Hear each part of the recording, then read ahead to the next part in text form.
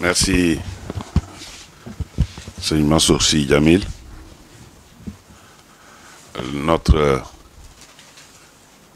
modèle de vivre ensemble est un legs que nous ont laissé nos anciens et qu'il nous faut cultiver et renforcer.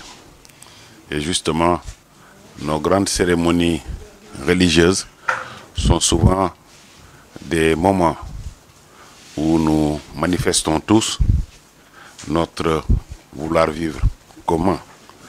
Nous renforçons par là notre cohésion nationale. Et la cohésion nationale, c'est l'une des premières conditions pour le développement. Merci pour ces belles paroles. J'avais ouvert en wolof, je clôture en français pour que les journalistes ne me demandent pas un point de presse à la fin. Seigneur Mansour Sy Djamil, chef de délégation, Seigneur Moustapha Sy, président du comité d'organisation du Gamou de Tivaouane, chers dignitaires Tidjane, membres du comité d'organisation du Gamou de Tivaouane, monsieur le gouverneur de la région de Thiès, mesdames, messieurs les directeurs nationaux ou chefs de service, mesdames, messieurs, nous sommes bien arrivés au terme de cette réunion nationale qui s'est bien déroulée par la grâce de Dieu. Les engagements retenus au cours de la réunion du comité régional de développement connaissent, nous l'avons tous constaté, un niveau d'exécution acceptable. C'est pourquoi je demande enfin au gouverneur de la région de Thiès d'assurer le suivi des décisions arrêtées à l'occasion de cette réunion nationale.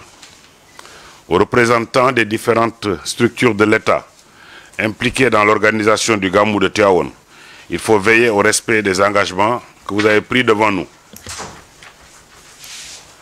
Au directeur général de l'administration territoriale, d'assurer le suivi au quotidien de la mise en œuvre des décisions arrêtées au niveau central et territorial jusqu'à la fin du Gamou. Pour finir, je voudrais solliciter du Khalife général de Tidjane, Seigneur Babacar Sy Mansour, des prières pour le président de la République, son Excellence M. Bassirou Diomaye Diakhar Faye, et tout le gouvernement dirigé par le Premier ministre M. Ousmane Sonko, pour qu'il réussisse le projet de transformation systémique du Sénégal. Pour finir, une deuxième fois, je félicite vivement les responsables du COSCAS qui ont travaillé en parfaite intelligence avec tous les services de l'État pour la réussite de ce Gamou édition 2025. Je vous remercie de votre présence et de votre participation et de votre aimable attention.